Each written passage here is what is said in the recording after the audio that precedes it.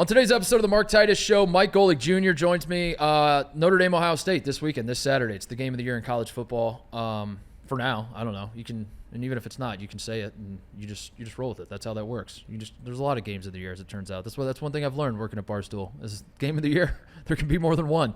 But yeah, Ohio State, Notre Dame are playing, and Golic is someone I don't know him super well, but he's a friend of like a lot of connections in the industry. And I was actually, funny enough, we went to the same wedding this summer in Santa Barbara, and Golic and I should have brought that up. Why did I not bring that up in the interview? We shredded the dance floor, he and I. That was the wedding, TJ, we talked about on the show. That was the wedding I came back and I was like, I killed that wedding. I was like, that was the best. Damn. That was the best wedding of my career. Mike Golic Jr. was at that wedding.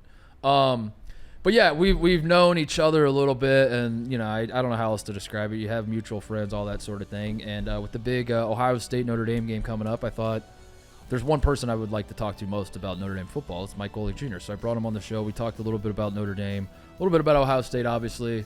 Threw some other stuff in there. It was a fun conversation. He's great at it. Talked about his dad at the end, who's the man. I freaking loved Mike and Mike when I was growing up, just like everybody. I mean, who didn't love those guys? So yeah, that's the show today, is talking with Mike Golic Jr. about all sorts of things, but mostly this big Notre Dame Ohio State game we got coming up. All right, joining me now is Mike Golic Jr., the host of GoJo and Golic show, Monday through Friday, 8 to 10 Eastern. He's also a former Notre Dame football player, which is why I wanted to have him on the show, to be the Notre Dame representative, as the Fighting Irish are hosting my beloved Buckeyes this Saturday. And Mike, I want to start. You can correct me if I'm wrong, but it feels like the buzz to this game is reaching nuclear levels. And I guess my question is, one, do you feel that too, that like there's a buzz around Notre Dame right now heading into Saturday that I don't want to say is unprecedented, but has not been felt in quite some time? And two, why is that buzz for this game when last year these two teams played and they were ranked number 2 and number 5, and it feels like this year has more buzz to it? Yeah, I think it almost all, and it feels like a cop-out, but with Notre Dame and everything this year, it's come back to the quarterback. Like, this is the first time in so long that Notre Dame's had a dependable quarterback on their campus. Yeah. For you guys, you're used to that. That's every year for Ohio State, where you got a future first-rounder under center there.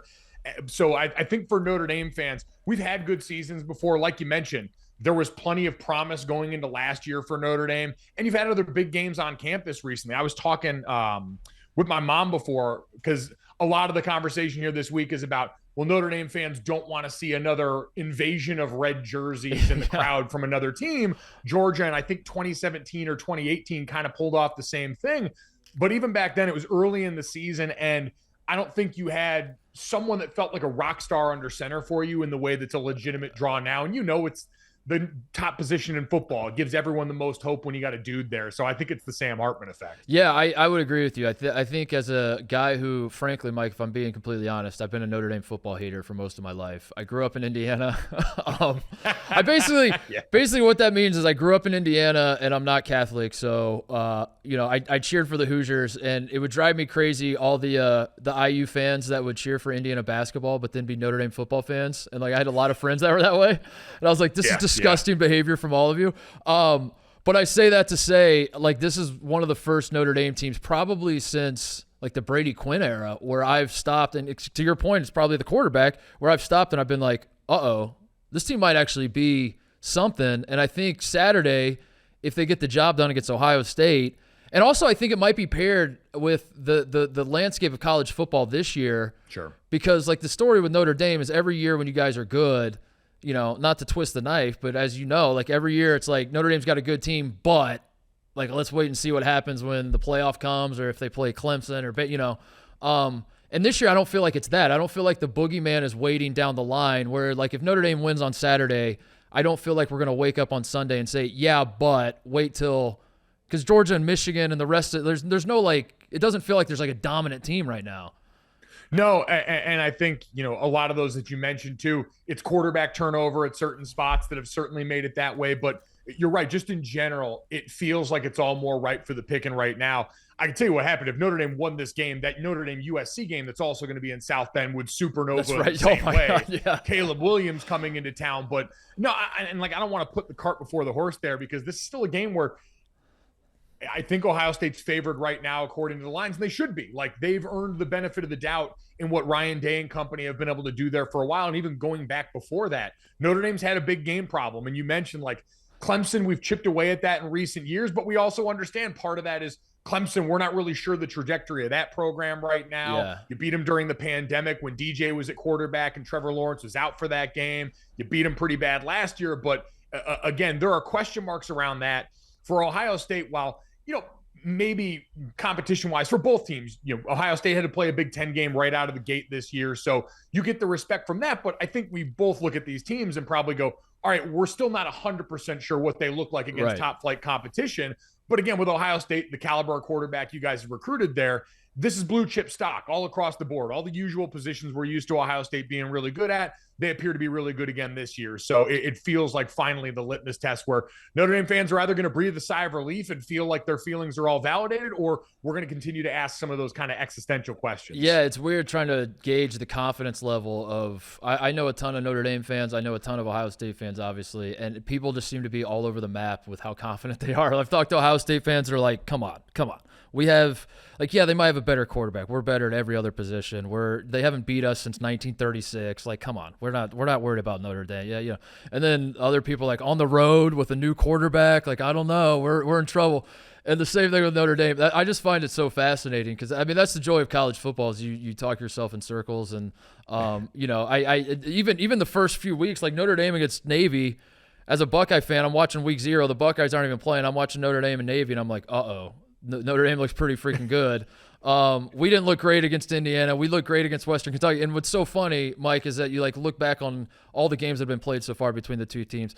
None of them really seem to mean anything. None of them were against good teams.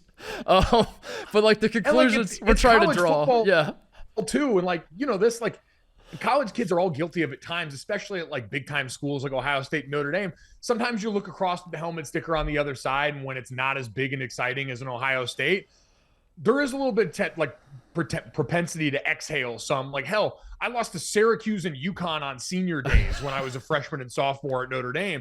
There were teams we were way better at, but you're always getting their best punch in those weeks. Like, it's a little harder to get up for some of those games. That's why I was told people, like, anyone that was worried last week about how Notre Dame looked at home against Central Michigan or anything like that, it's like, yeah, it was a trap game spot where in the past we'd win those games by like 2 or lose, and they won 41-17. They're going to be up for this game. The focus is going to be incredibly heightened for this game. And you're right. None of the other games really feel like they matter because we know both teams understand the importance of this, and they're mature enough to go out and win all those other games. I mean, Ohio State, Western Kentucky's a good football team. Yeah. They've been an offensive factory for the last few years. And so for Ohio State's defense to come down and shut them out like that and put up those kind of points, that's real stuff. Anyone discounting that win across college football just means you're not like well acquainted enough with what Western Kentucky's been, but you're going to get a different level of effort from both these teams. There's no doubt. Yeah. I'm curious too about the big game atmosphere of it all, because as much as, Sam Hartman is in his sixth year, he's the experienced quarterback. He's never really played in a game like this, or never really like won a game like this. Like the handful of moments, because he's at Wake Forest, it's not like, I don't mean to say it's his fault that they never, knocked it, but like has Sam Hartman ever been in a situation where he knows the entire world is watching this game, the pressure is through the roof, and obviously Kyle McCord has not, but like the rest of the Buckeyes kind of have. Ryan Day has coached at this point all sorts of these games. I don't know if Marcus, that as a guy who played and like was around this stuff and at a playing college football in a place like Notre Dame, do you feel like that is a real thing, that like maybe Ryan Day's experience in like a big game, maybe Sam Hartman being a 6th year for this, does that sort of stuff matter? Is there a difference between the quote unquote big game and just like, like a run-of-the-mill, because Sam Hartman's played ranked teams. He's, like an NC State is ranked like 15th or something. He beats them. But like this is different. Is there really something different to that, or do we just make that up? No, I think there's something different to that. And like, you look at last year, even like they had number 5 Clemson in a barn burner at Wake Forest last year, which in the ACC is real big, right? It's not going to draw the same national level because Wake Forest just didn't have that kind of national draw. And I talked to Sam and interviewed Sam before the season. He understands the attention on you being the Notre Dame quarterback or being the quarterback at a school that's in this level is going to be markedly different. So there's going to be stuff about this that's new for him too. But to your point about the coaching and playing thing, I think it pops up in some places mattering more than most. Like I always go back to, we played in the BCS title game. And so having a coach, like we went up against Nick Saban, Ryan Day's also familiar with the playoff and stuff. These coaches like him and Dabo that have been through that process, you have more familiarity with the schedule. So you're used to those things. But I think in big games, you kind of understand more of what to look for in your team. You've been around enough of those to know, hey, when we've had a team that's won this game, this is how they've prepared during the week. This is how they've looked in critical moments. Yeah. I kind of know what to spot out of my team if they feel off balance and there's something I need to do as a coach, because there's only those situations that you see going through it live when you've experienced it before. So I think on one side, Ryan Day, having been through this before, absolutely matters. He knows how to keep things consistent, because really that's the whole goal for a coach, right? Is you want to keep it feeling as normal and consistent as possible for your players. Ryan's got experience with that. Marcus Freeman's still going through all of this now for the second time as a head coach and having to shoulder all that stuff. For Sam, what I will say is, even regardless of the big game thing, once you get in the game, the guy's just seen so much damn football. You're not going to be able to throw much at him or rattle him much, because he's seen it all twice at this point. That level of experience and time under task there. Like, he came in this year, whole new system, place he had never been before, coaching staff he didn't know before, offensive coordinator that changed during the offseason even after he committed here. But because he's ingested so much football, he's kind of learned the new language. He's learned his way around campus, and he's done a really good job plugging in right off the bat, because that's what you can do when you've got like 13,000 career passing yards as a college player. It's funny to refer to him as a 60-year guy, because I remember when you used to say that guys were 60-year guys as a joke because they've just been around. It just feels like they've been around for a while. And then now Sam Hartman, actually, in this modern college sports we're in, there actually are. There's a dude on, did I read that today, that there's a dude on Miami that's trying to get a 9th year of eligibility? And he's not even sure if he wants to use it. He just wants to have it in his hip pocket in case he looks like pushing off the career fair. It is. And then I was watching Colorado State, and Mark Jones like glossed over it real quick, but the Colorado State kicker lines up for a kick, and he's like, of course, this kicker is 31 years old, married with 3 kids, lining up for the 40. I was like, whoa, what? Yeah. Like, I understand the Aussie kicking pipeline and punting pipeline has sort of normalized that. Like, we've got so many guys that worked in textile mills that are coming over here and punting footballs now. But someone's got to do the sit-down piece with all of the Pro Kick Australia punters who are 30 and have families, and just get them in a room and talk about what the hell their college football experience has been like. First off, just coming over from Australia and then inserting into the most insane sport we have, but then to do it having like a wife and kids in a college locker room has got to be nuts. Yeah, like, what do you talk to your freshmen about? The kids that are like 18 years old.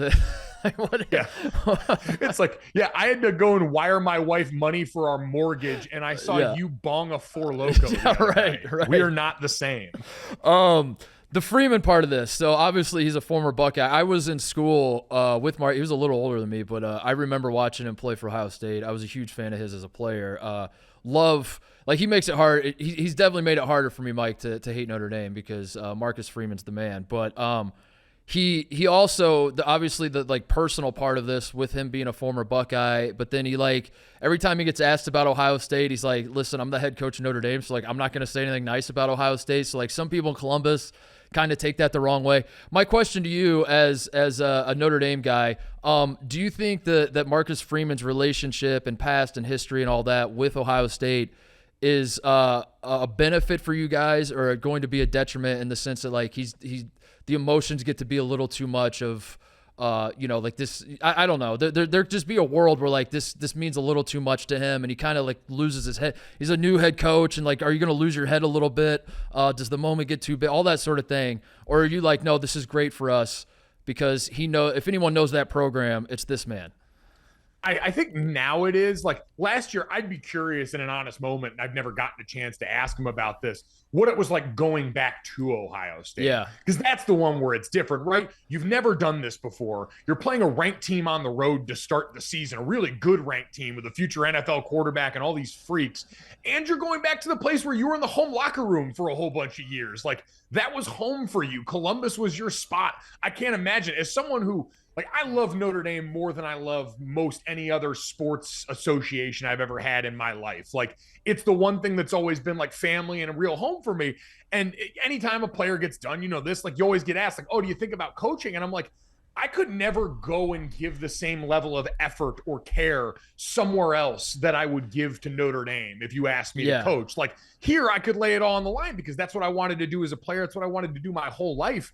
And so I don't know for Marcus if it was like that coming up with Ohio State, but either way, you bled for them for 4 years. It means something to you. So that had to be surreal last year. I think you're a little more insulated from that when you're at home now. This is the place you've gotten used to in South Bend. It's all the normal stuff around you. Like we talk about it again, it's normalcy for players, but for the head coach, you're at least separated from that now. The jerseys look familiar. You have an understanding and appreciation of that program in a way that might be beneficial. It was a different staff. It was a long time ago. This is its own animal now in the modern iteration of Ohio State, but I think you're definitely further away from anything that would be a distraction for that now, if it ever was at all for him. Yeah. You're a Freeman guy. Like he's well liked in Notre Dame, right? Because like last year was his first year, and like I said, I think we were all like all the Buckeye people I know are like, yeah, we're rooting for him. But then I don't know. People are weird because he kind of took a what was the quote he said, like at Notre Dame we have to go to class or something, and a lot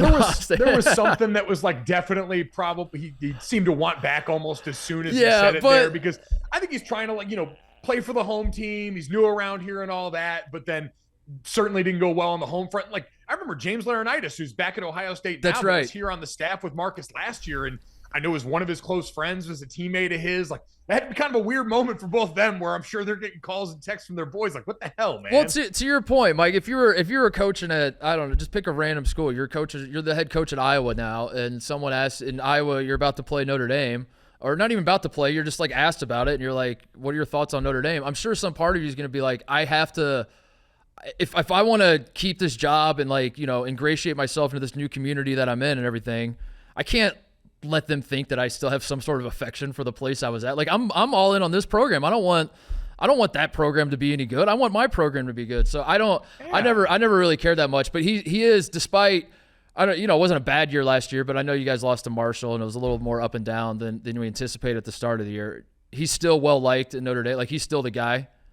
Yeah. Okay, that's good. I think around Notre Dame, yeah, especially. But to your point about what you said, it was amazing watching the different way people talked about Notre Dame nationally. Because I get it. Like we've always known, like we're not a well-liked, it's a polarizing program, right? You either super love Notre Dame, you grew up Irish Catholic. It was one of like the 2 shows your grandparents watched. So they grew up Notre Dame fans. Like the origin story is very similar for most people of a certain age around the program. But for everyone else, we're the, one team that's not in the conference, who everyone feels like gets to play by their own set of rules and thinks they're better than everyone, or whatever the stereotypes are. I get that most people don't like it. So it was almost uncomfortable watching the way everybody talked about Notre Dame, because it felt like a trap. I'm like, I feel like we're being pranked right now because we've got a young coach that everyone seemed to look at and go, oh yeah, seems like a super genuine guy. Everyone kind of knew he was on the head coaching trajectory going back to when he was at Cincinnati. Like I remember covering a game for them in like 2017, and everyone on our crew walked out after the meeting where you get to talk to all these coaches,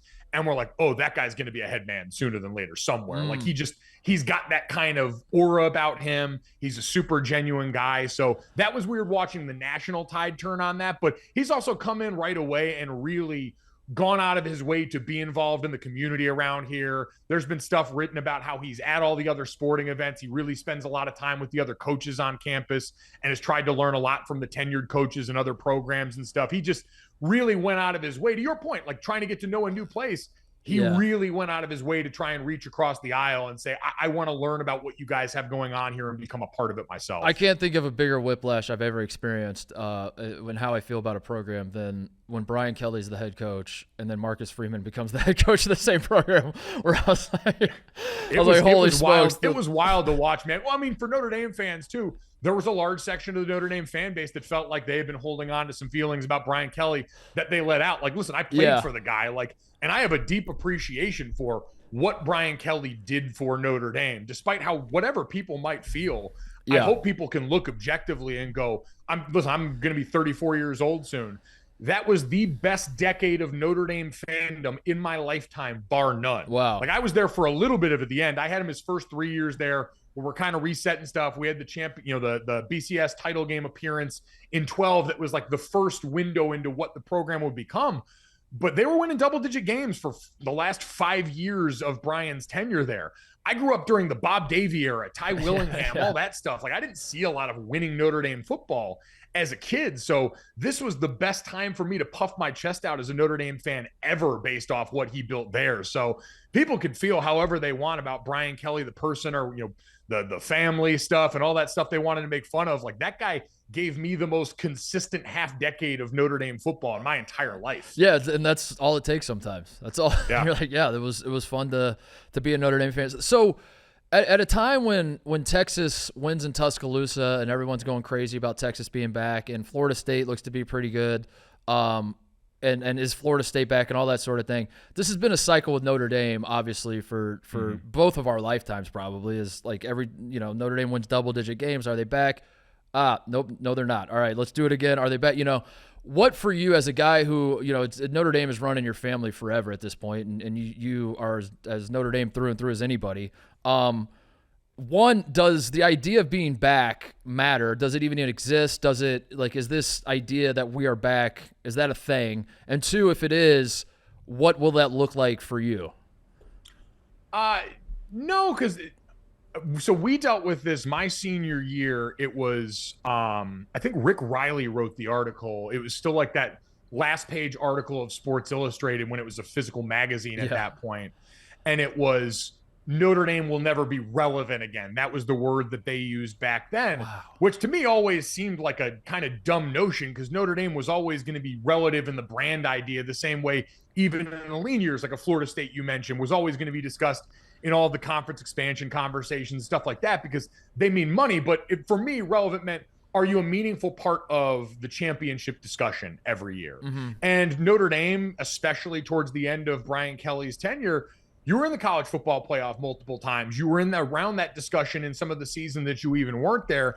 For some people, I think back is always going to mean, are you competing for a national championship? And to me, that's not the marker, because right now where Notre Dame's been situated, you have not been able to or recruited at the level that Georgia, Alabama, Ohio State, and a select few other programs have been able to. And we can talk about academic standards, all the things that we know have been an existing part of the system that have made that a little more difficult for Notre Dame. But I've looked at it and said, hey, for Notre Dame, can you be consistently one of the best teams in college football, even if you're not outright the best? And if you're staring up at 3 or 4 teams in a given year, to me, that's back enough to accomplish what I'm looking for, which is being a respectable program. Hopefully, and that was the bet with Marcus Freeman, is, hey, you get a guy in here who is going to go out here and really try and live and die on the recruiting trail, see if they can adjust as NIL becomes more a part of this process and really pump some stuff into that.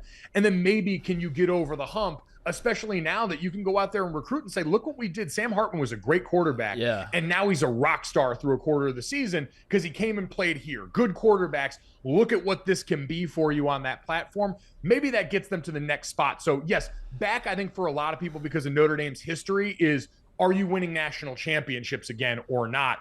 I have chosen for my own mental health not to define success or failure that way, and instead said, all right, if I can talk, to 90% of the college football world and then have to look up at 4 or 5 teams, I'm okay with that right now. If that's a loser mentality, so be it. I'll take it up with my therapist. I think the expectations fans have are insane, and I kind of went on a rant at one point when Rutgers went down and Jets fans were like, man, we're the most cursed franchise ever. And I was like, listen, I don't mean to say you're not, and I don't mean to say it's not tough for you, but as it turns out, like 99% of the franchises, the schools, the everything else don't win championships, like ever.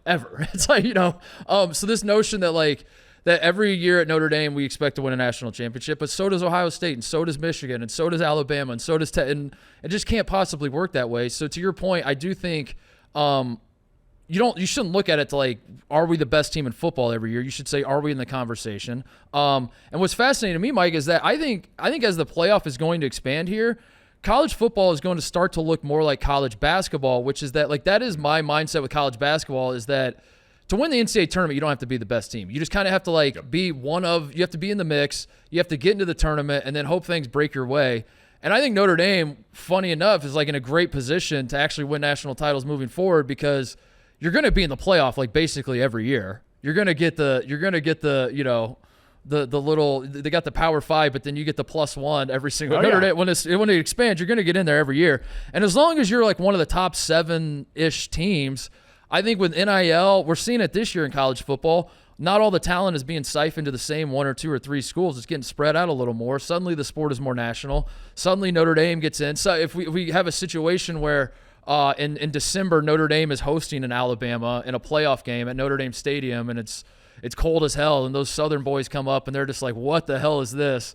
I don't know. I'm talking myself into an idea where like, I think that's enough. That has to be enough if you're a Notre Dame fan. That like every single year you're in the mix, you get to a Final Four, if that's what we're calling it in football down the line. But yeah, it is weird. I think too, in that point, like it's probably win a few more of the big games too, right? Like it's have that feeling you've had with Clemson the last couple of years, show up against Ohio State every now and then, show up against, Florida State or an SEC team that you see in one of these bowl games. Like that probably has become more so because it's also like the common punching bag line. I think a lot of people's sensitivities in any fan base are the thing you get thrown at you by opposing fan bases so much. Right. And there's that feeling where Notre Dame fans probably don't feel like certain fan bases take them seriously because it's not just been losing a lot of those games. And to be clear, there have been close ones mixed in. That Georgia game I referenced from years ago, that was a 2019 game against the Georgia team that was still one of the best in the SEC at that point, even though they weren't in their current iteration.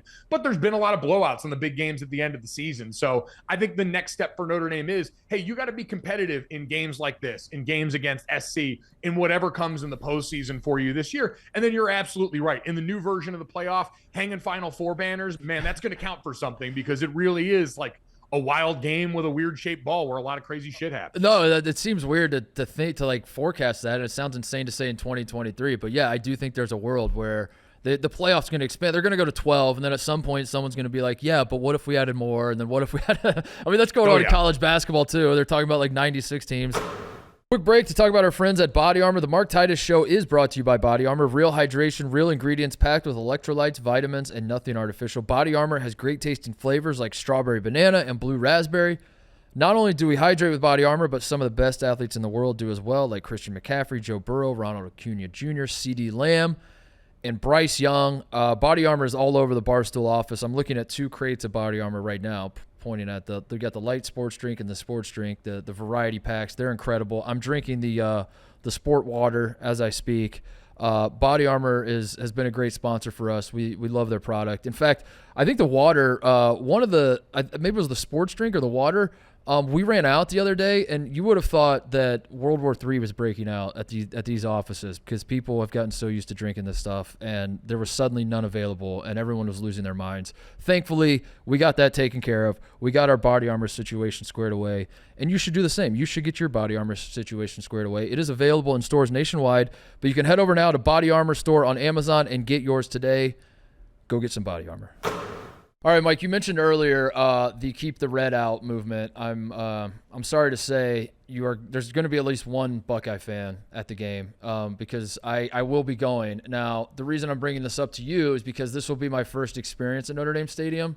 Is there a do's and don'ts list that I need to know of? Is there for a guy who's getting his first taste of Notre Dame football, what do I need to know as I'm heading over Saturday? Honestly, not much. Like the one thing I'll say is I would like for Notre Dame's crowd to be a little bit more of a hostile environment. But that being said, I do appreciate that Notre Dame fans kind of recognize there's a lot of people when big games happen like this or any games happen, they're going to make maybe their first and only trip to South Bend. Yeah. Pretty accommodating group. If you need stuff around campus, if you need stuff around the tailgate lot, they're going to help you out. They're going to throw you a bone here. I would say just, taking all the traditional stuff, like even when I come back, I go to the grotto every time and check that out. I go walk over by the dome and check out the basilica. It's all right in the same area on campus. If you can, check out the player walk stuff. It's going to be bumping right now because they're still good and they haven't lost any August or September games. And then, get over in the tailgate lot. Like it's the beauty of Notre Dame is it's not the biggest tailgate setup, but it's all in one place. So it's all in this lot right south of the stadium there. And you can go walk through, and I'm sure you're going to get a beer and a brat from somebody walking through there and get taken care of pretty well. So there's really not a lot of don'ts. Overall, again, it's supposed to be a beautiful weekend. You're going to get South Bend at its absolute best. I mean, Midwest guy, you get it. Like once we hit October and November, we're constantly at risk for snow. So this is the sweet spot right now. This is God's country. There's nothing worse than people you hate for no reason whatsoever being nice to you, and then it just shatters your perception of it.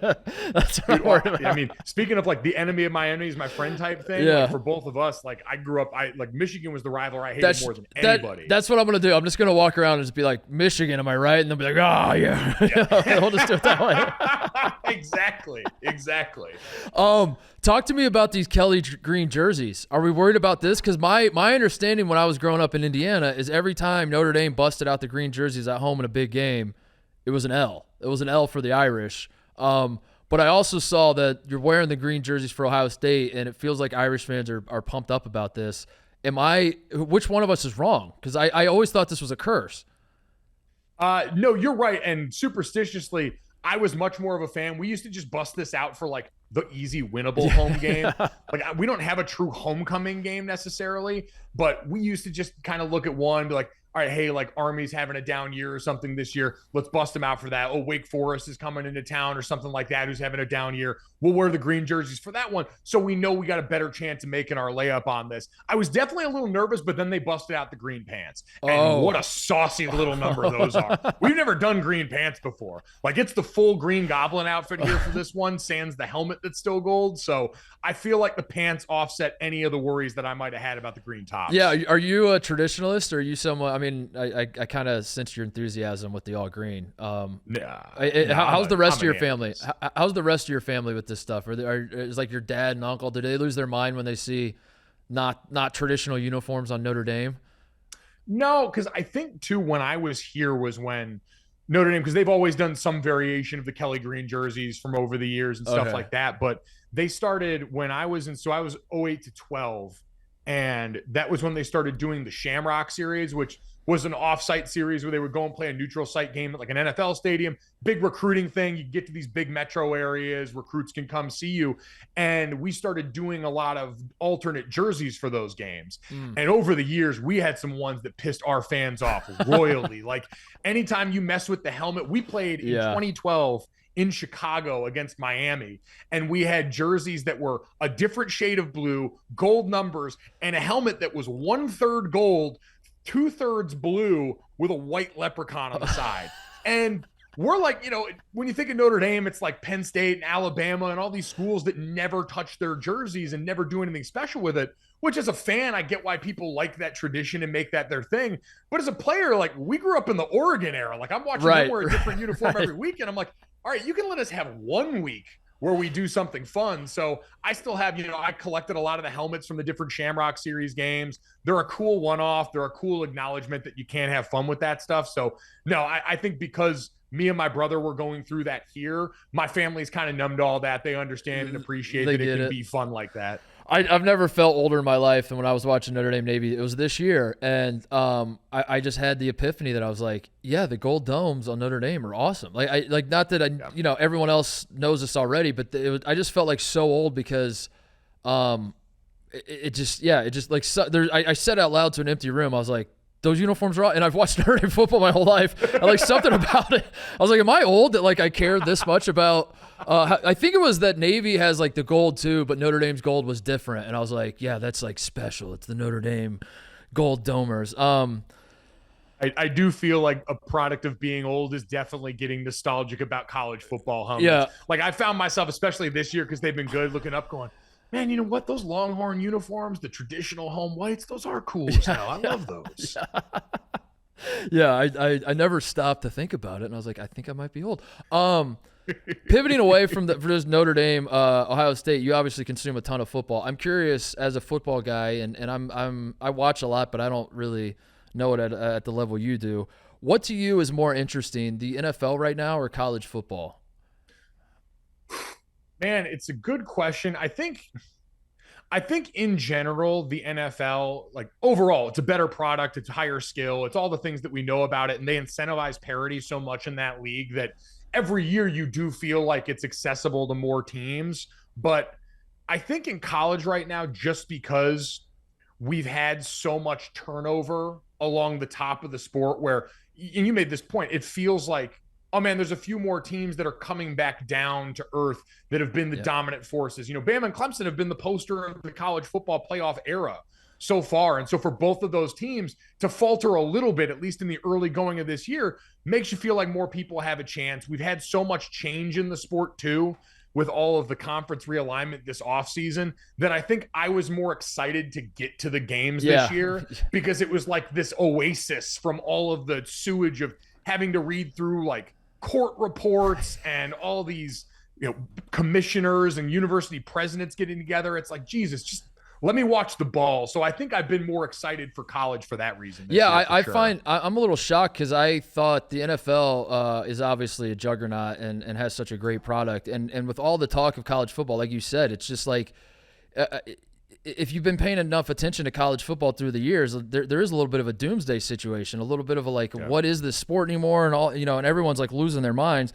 But I look up a few weeks into the season, I'm like, man, I think college football is like, I don't know. I don't want to say better, but like I find it way more fascinating right now because it feels like, to me, the discussions about the college football games going on and just like the 30,000 foot view is like the quarterback play is awesome across the country, especially like out west. There's so many teams that the parity is incredible. And then in the NFL so far, it feels like most of the discussions are about how everyone sucks. Like the quarterbacks suck. The defenses are good, but it's like sloppy football on Monday night. You're flipping back and forth to the two games. Like, are either of these going to be good? I'm surprised by that because going into the season, it felt like the NFL was like so healthy and such a great spot. And it's not to say it's not, but it felt like college is like, what are we going to get out of this? And college football has been incredible this year so far.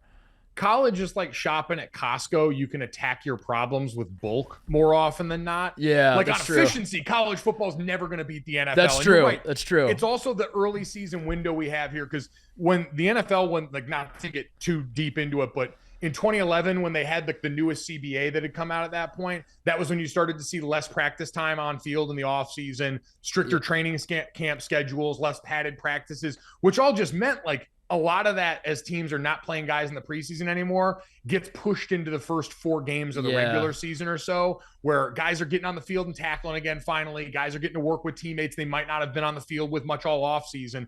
And so, the play does suffer a lot in the beginning. Like outside of San Francisco and a couple of other teams, there really hasn't been a lot of clean football to speak of, but it's going to get better. And because so many teams are in it for longer, the end of the NFL season hums. These guys get so good. They do have freak quarterbacks, but you brought up the point. College football, this is one of the deepest quarterback classes of guys that are going to be draft eligible that any of us can remember in a while. And again, you point back to some of the changes in college football. The portal did this. Like when we were growing up in early 2000s, it was, hey, you were a USC quarterback. You waited 3 years behind Matt Leinart. You started 1 year and then you went to the NFL. And that was kind of how stuff went. And now, hey, these guys get on a campus at Alabama or Georgia or Ohio State, and if they don't get on the field that first year, they can hit the portal and go start somewhere else. And it immediately raises the floor of another football team overnight in one offseason. So it has, I think, also been one of the factors, along with NIL and stuff, that's helped jumpstart a lot of the parity in the sport. And I think if you have a good quarterback, it works the other way, where like you have a good quarterback that's sticking around, you can then bring guys in the portal to play with him. And like, because there have been in the past,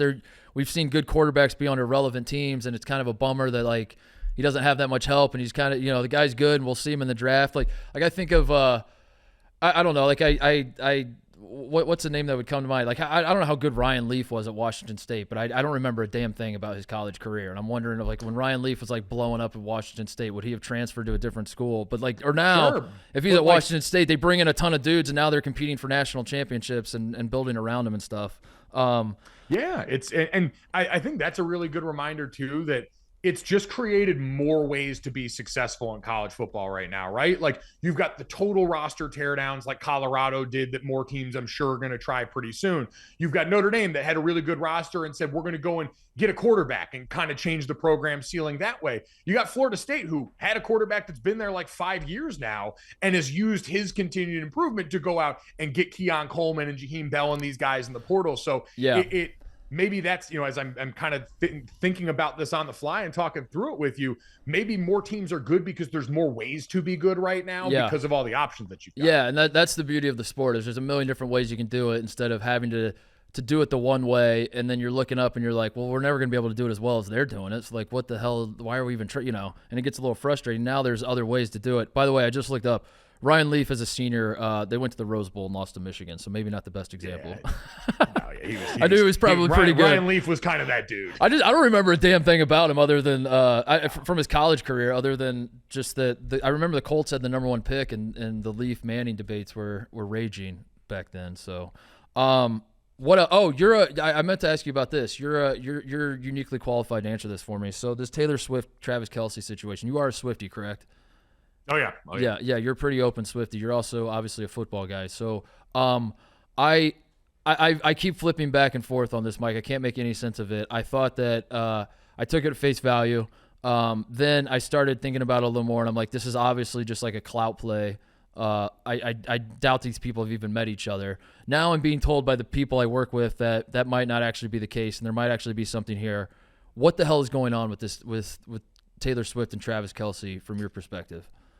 Yeah, so the news kind of changed this week. Jason Kelce, Travis's brother, went on WIP in Philadelphia and got asked about it. And he had gotten asked about it on Thursday Night Football the week before when the Eagles played the Vikings, and him and Jalen Hurts were up there at the end. And Tony Gonzalez, I don't know if he went rogue or what, but he did the Lord's work with some real journalism and asked him about the Travis situation. And Jason kind of stumbled and stammered and said, I'm not really going to, comment on all that. But then went on WIP and he was like, yeah, he's like, I don't really put myself into Travis's love life much, but it seems like this is 100% happening. And, I hope he has a good time. So he sort of confirmed it, still sort of didn't. My whole thing here is Jason Kelce is peak offensive lineman. He's a protector and he's a little bit neurotic by nature. We're all just wired that way. Mm-hmm. He's not going to say anything out of turn unless he's been told he's allowed to. So if this was real, and you'd imagine dating Taylor Swift probably has rules as far as PR wise, what you're allowed to say and do. The guy that's not going to step over that line is Jason Kelce because he's an offensive lineman. That's just not how he gets down. So that definitely made it more believable for me. And the fact that her PR team hasn't come out and openly crushed this, because that's true. She's one of the biggest brands in the world. If this was going to be negative PR or something that she didn't want out there, she would squash it in a heartbeat. That would be the easiest thing in the world, but she's been quiet about it. Travis has been quiet as a church mouse about it. And so the further along we go, I've been hesitant to believe, but I'm getting closer and closer to taking the plunge. This is I'm my head is spinning trying to make sense. I don't know where. I mean, it asks me every 5 minutes, and I'm flip flopping as to whether I think this is real. But how do you? I can't get over like the logistics of how would an NFL player in season and like the hottest name in American pop culture right now. How would they like actually? What does dating even look like? What does that even look like for those two people if they want to? I can't even make sense of that. I think and this is me really putting the tinfoil hat on here, being like, well, maybe Travis back when he saw them, Taylor Swift came to Kansas City for a concert. I forget when over the summer, but that was when Travis went and he made the whole thing on the podcast of he tried to give her the friendship bracelet with his number on it, but couldn't get to her after the show. That makes me wonder if that was a little bit of a smokescreen now and they actually were able to link up then. And then maybe some of that interaction happened then. And while it was still in the off season as she was coming towards the end of the tour, and now, it works out kind of perfectly because they're both on busy schedules. They both play in a lot of NFL stadiums. She's got her own thing. He's got his own thing. So it might actually be the perfect breeding ground for the kind of romance that they could accommodate right now. It's the perfect relationship. We never talk to each other. We never see each other. Exactly. We're never going to break up because we're never talks about us glowingly, and then eventually you get a song. How can you break up if you never fight? You're never with each other to fight. It's a perfect relationship. Maybe they cracked the code. Last thing I wanted to ask you, you're obviously the GoJo and Golic show you're doing with your father, who everybody knows and loves. I'm curious about your relationship with your dad because on air you guys are awesome, but how has your relationship with your father changed since you've gotten into the media world and you've started working together? And is this something that you guys have consciously talked about off air, or is it just something you both are just like, let's just ride this out and see where it goes? Because it seems like you guys get along great, but I'm picturing a world where my father and I did a show every single day together, and I don't know how well that would go. So how has the relationship changed since you started doing this? Yeah, I mean, it's changed a lot on my end, like on a serious note, like because I grew up watching Mike and Mike like everybody else as a kid. Like it hit its prime when I was going into high school and then in college, and so that was a part of my upbringing, the same it was for so many people that watch and listen to the show as fans. But even living through it, I still didn't quite know everything that went into it. Like when I was growing up, my dad was still calling college football games and doing NFL Live. I knew he was gone for long swaths of the day, and I knew it was a lot of work, but he always would come home and be at our stuff. He stopped calling college games when I got to high school so that he could be at me and my brother's football games, so he could go to my sister's swim meets, and showed up and did all of the dad stuff. And that was always something that, looking now and seeing, man, how difficult that is for other friends of mine in the media who have families, who are wives or husbands or mothers or fathers, how difficult that is. And how, looking back now, I realize the sacrifice he had to make, how much harder he had to work. And listen, there are plenty of other people who don't have the luxury of having a super successful morning show that gives them the career flexibility to do that. But it's still a choice that he had to make. And I recognize now, as much as ever, as my brother and my sister are both getting ready to become parents, how far that went for all of us. And then getting to work together every day. We got to do it towards the last 3 years we were at ESPN on Golic and Wingo, when I started sliding over with him and Trey and doing some stuff there. And it's just more of the same. Like when I was a high schooler, I remember when I was playing football, I used to watch tape with my dad of our games every Sunday. And I was always so resistant to the coaching because I'm a teenager and it's my dad telling me shit that I'm doing wrong. Yeah. And nobody wants to hear that. So I did what most teenagers did and felt like I had it all figured out and kind of pushed back on some of that stuff. And I still do now to some point because I'm stubborn. But I think more so now, so much of getting to work around each other, I've always wanted to be him, right? When I was a kid, I wanted to play football and I wanted to go to Notre Dame because that's where him and my mom met. And that's what he did. And that's what made him and my parents who they were. And so getting to see that up close and personal every day and see what it took to do what he's done for the last 2+ decades in this job, and what I can take from that and what helps me more, and seeing it up close and personal every day, and just having a co-host that I'll never have another one I know as well. Like, yeah, we've been fortunate to, he got to work with Greeny for 18 years and he would never know Greeny still as well as he and I know each other. Yeah. Because the guy wiped my ass and the guy helped me, was my first little league coach. Like, there's just something so cool about always knowing where the other person can go and kind of how they're going to react, and being able to play off the stuff that happens in our normal lives, because neither of us are smart enough to come on camera and be a different person. Like, this is just us, and this is what it is. So I think it's made us closer. It's definitely given me an appreciation for my mom and having to deal with how technologically inept my dad is right now. Anything that requires a password or a login, he is just throwing his hands up and wants nothing to do with it. So that part's been a learning process, and appreciation for mom there. But now overall, man, it's been awesome. It's been something that's allowed us to stay close. As I've moved away. We've all moved away from home, and we're not all centrally located anymore. It's been a really good anchor in a lot of this. That's awesome. Mike Golic Jr. The show is GoJo and Golic. It is the only show, to my knowledge, that one host of the show has wiped the other show's host ass. It's the only. That should be your tagline. We're the only show in sports media where one guy's wiped the other guy's ass. Thanks so much for doing this, Mike. Appreciate the perspective on Notre Dame. And as much as I want to say that I hope Saturday goes well for you, you and I both know that I would be lying if I said that. So I'm not even going to say that. But I appreciate you making time for me, man. No, definitely. I hope Saturday goes poorly for you, but I hope you have a great time in South Bend. And again, unfortunately, we can never get away from that Midwest nice. So it is what it is. Cool. Appreciate it, dude. No, definitely, man. Thanks. Appreciate you having me. See you, Mike. All right, thank you to Mike Golic Jr. Fun talking to him about Notre Dame and Ohio State and all those things. Rico Bosco, the one and only, is here. He's here in Chicago filming Pick'em. And I was talking to him before we did the interview, TJ, and he said, he's like, who are you having on? I said, Mike Golic Jr. And he said, be sure you ask him about his uncle on Saved by the Bell. And Rico wanted me to ask Bob Golic, Mike's uncle, was obviously on Saved by the Bell the college years. Was the men of a certain age remember him well on that show. And Rico was like, ask him about Tiffany Amber Thiessen. And I promised Rico I would. As it turns out, I am a liar and a coward. I was really planning on doing it, and then it just didn't feel right. And I imagine he gets asked about it all the time. But yeah, so apologies to Rico. I want to publicly apologize to Rico on the off chance that Rico listened to this whole interview. I like Rico. I like having Rico in the office, by the way. I'm still working out whether I want to be a writer or not. The one thing I've not gotten used to with Rico is that he does like pace around the office. The only way I could describe it is Joe Pesci in Home Alone when like he's getting bested by Kevin McAllister over and over, and Joe Pesci's frustrated and he's just talking to himself. He's like,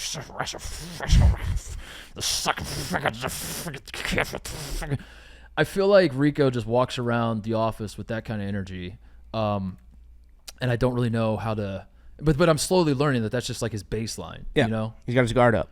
So when I first started here and I would be around Rico, I was like, damn, he seems like he's in a bad mood. But then I noticed that like that could actually be a good mood for Rico. And yeah, so I'm starting to talk to him more, and yeah, it's going well. So anyway, Rico, if you're listening, I apologize.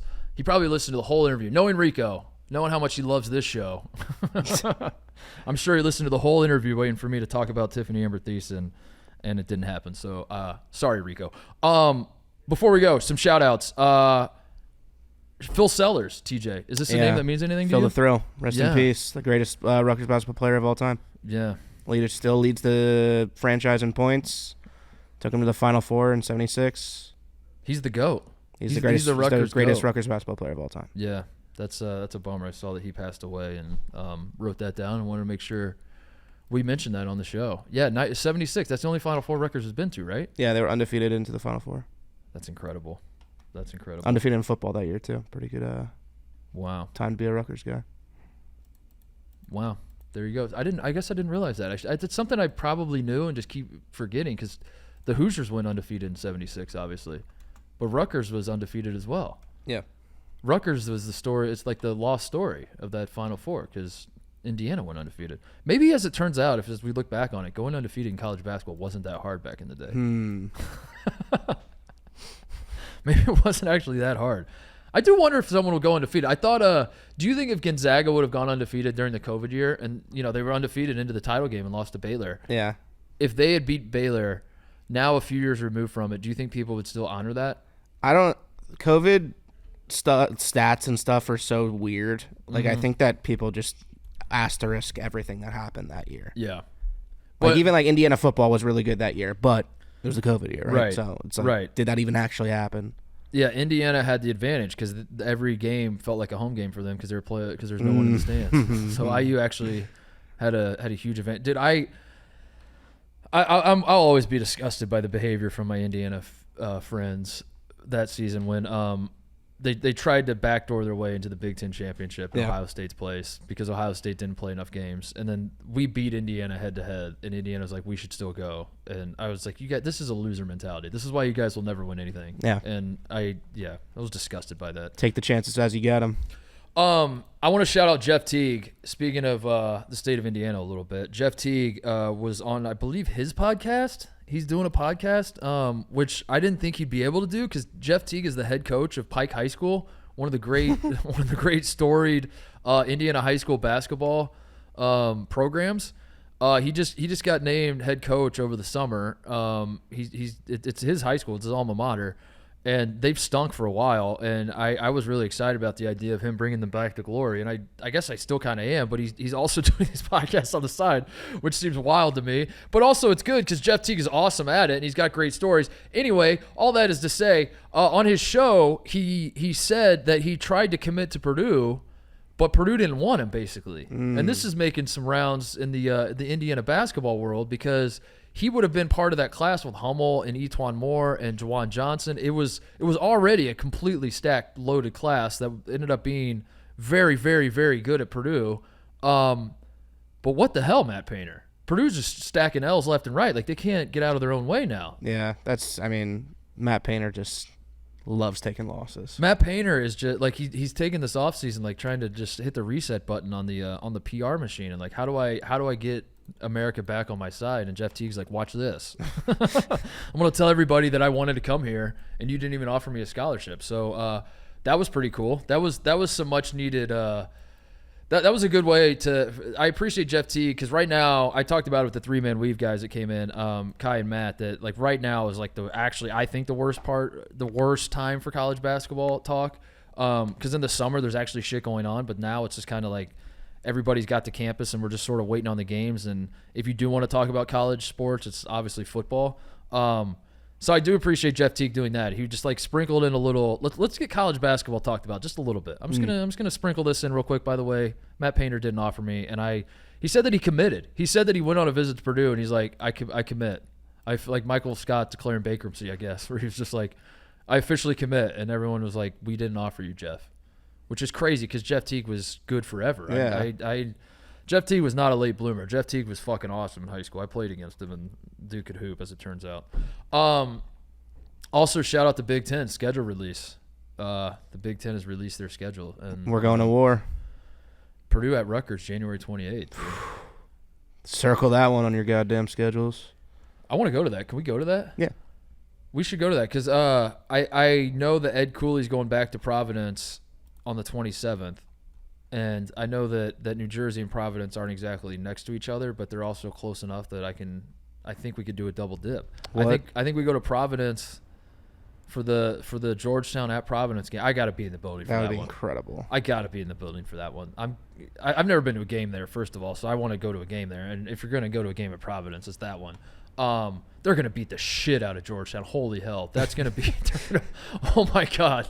That's going to be incredible. But then Purdue's at Rutgers, and I want to go see Purdue lose at Rutgers. I want to see it with my own two eyes. Zach Edey, one more time, back into the fucking Thunderdome.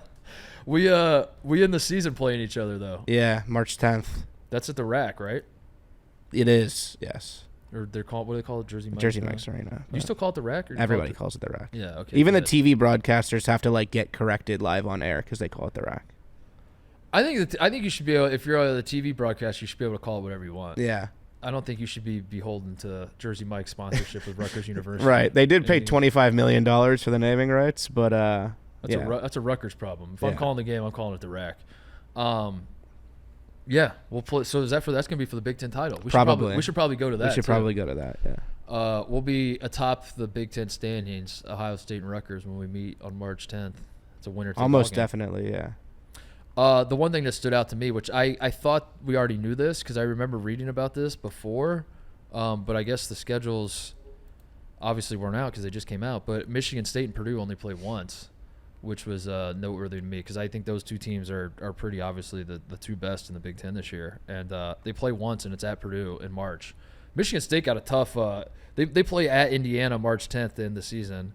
They play at Purdue March 2nd. You got to go to Mackey Arena and then Assembly Hall to close out the Big Ten shit. Like, you know, there's a world where like Michigan State, you know, is tied with Purdue at the end of the year, and that last week may or may not chew them up and spit them out. Yeah. I think Michigan State's gonna be really fucking good, but that's a tough ask to end the regular season. So that stood out to me. I wanted to draw attention to that. Otherwise, shout out to the 3-Man Weave guys. Their almanac that they plugged on the show is live. So go buy that if you enjoy those guys' work.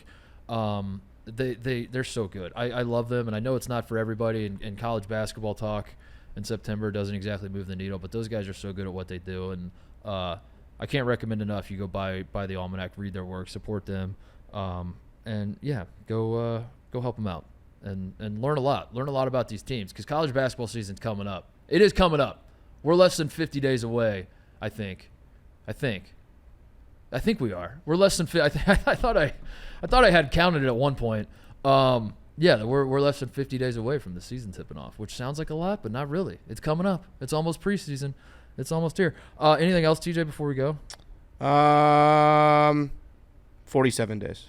It's 47 days. Yeah, Rothstein tweets it out every morning. That's what true. I was looking for.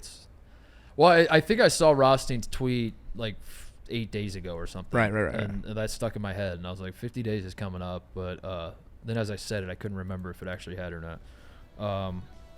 Yeah. All right. That's it. Enjoy the college football weekend. I will be in South Bend cheering on the Buckeyes, but there are a ton of insane games, obviously. Great weekend to park your ass on the couch and watch some college football.